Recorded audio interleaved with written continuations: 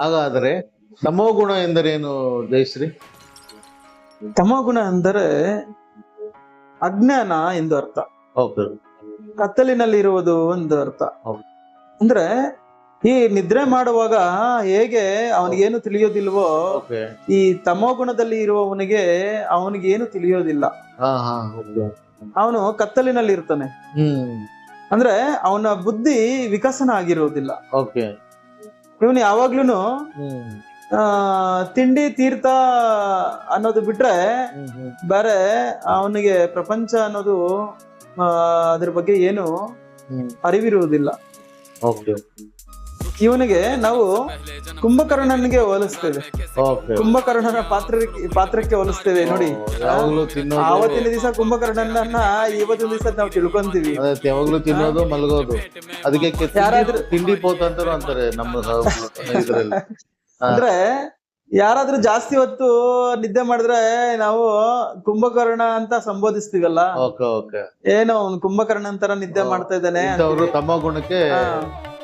ಆಮೇಲೆ ಯಥೇಚ್ಛವಾಗಿ ತಿಂತಾ ಇರ್ತಾರೆ ಕೆಲವರು, ಅಂತವ್ರಿಗೆ ಕುಂಭಕರ್ಣನಿಗೆ ಹೋಲಿಸ್ತೀವಿ. ಆವತ್ತಿನ ಕುಂಭಕರ್ಣನ್ನ ಇವತ್ತು ತಿಳ್ಕೊಳ್ಳೋ ಅಂತ ಪರಿಸ್ಥಿತಿ ಬಂದಿದೆ ನಮ್ಗೆ. ಇದೆಲ್ಲ ಕುಂಭಕರ್ಣನ ಪಾತ್ರ ಅಂತ ಹೇಳ್ತೀವಿ. ರೂಢಿ ಮಾತಲ್ಲಿ ನಾವ್ ಹೇಳ್ತೀವಲ್ಲ, ಇವನ್ ಯಾರೋ ಕುಂಭಕರ್ಣನ್ ತರ ಇದ್ದಾನೆ ಕಣೋ ಅಂತ ಹೇಳಿ.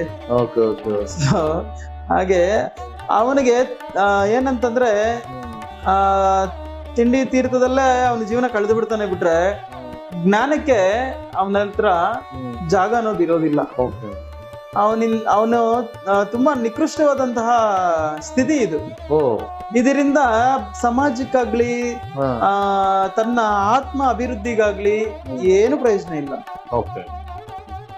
ಜ್ಞಾನಕ್ಕೆ ಒಂದು ಕಿಂಚಿತಷ್ಟು ಮಹತ್ವ ಕೊಡೋದಿಲ್ಲ ಇಂಥವ್ರು ವ್ಯರ್ಥ, ಭೂಮಿಗೆ ಭಾರ ಅಂತ ಹೇಳ್ತೀವಲ್ಲ. ಈ ತಮಗುಣ ಸಂಬಂಧಿಕರು ಈ ರೀತಿ ಭೂಮಿಗೆ ಭಾರ. ಅವ್ರು ತಿನ್ನೋದು, ನಿದ್ರೆ ಮಾಡೋದು, ಸುತ್ತಾಡೋದು ಬಿಟ್ರೆ ಬೇರೆ ಇನ್ನೇನು ಅವ್ರಿಗೆ ಬೇಕಾಗಿಲ್ಲ.